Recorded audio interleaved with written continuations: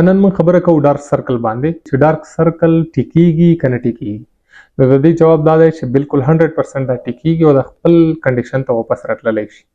او د دې وجوهات څه دي هغه هم تاسو ځان سره یاد ساتئ. که چاته اوس شروع شوي وي کوئ چې زما ډارک سرکل لږ شروع شوي دي او زه وایم چې زیات نشي، نو هغه خو اول دا ویټامین سي چې کوم کریم دی دا استعمالوئ ځان سره. دا بالکل ډارک سرکل ته ډېر ښکلی کار کوي. دا به نور نه پرېږدي او نور به سیویر کېږي نه، نور به زیاتېږي نه.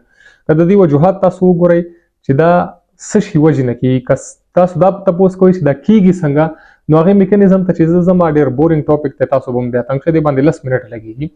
نو صرف دا درته وایم چې د چا شروع شوي وي هغه ویټامین سی چې کوم کریم دی د تاسو ته ښکاري دا ویټامین سی کریم ډېر ښکلی کار دی ته کوي، نو دا یوز کوئ. زیاتېږي به هم نه او نور به سیویر کېږي هم نه او خوشحال به وي دې سره واپس به د خپل کنډیشن ته انشاءالله په راتلو باندې شي.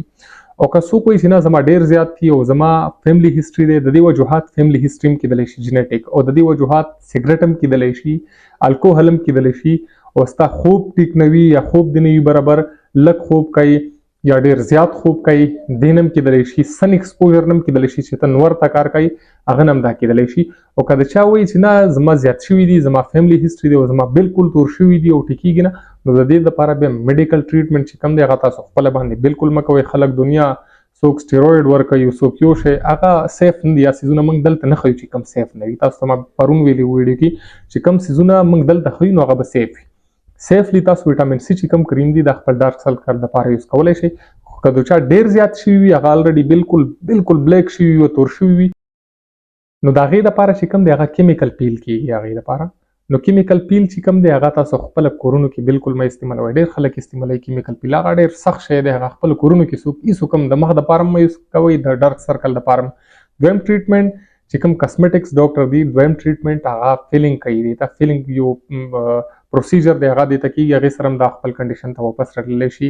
دریم چې کوم شی دی ته لیزر تھراپي هم کېږي. ډاکټران کاسمیټکس ما سره شته دي دلته، هغه به کمنټ کې درته ووایي، هغې سره هم دا ټیکېږي. خو دا څیزونه پلیز دا څیزونه کور کې مه کوئ، دا څیزونه خطرناک وي. د پیلینګ او کیمیکل پیل دا ډېر سخت څیزونه دي، دا سلیسلیک اسیډ چې پکې وي او ډېر زیات که نه، دا سخت څیزونه دي، دا کور کې مه کوئ. او که ستاسو څه کمنټ وي یا څه رای وي ستاسو یا څه مسله وي درته، موږ ته کمنټ کوئ چې هغې ټاپک باندې موږ ویډیو جوړوو. چې د چا کمنټونه ټول نه زیات وي نو موږ به انشاءالله کوشش کوو چې هغې باندې ویډیو جوړه کړو. ډېره مهرباني.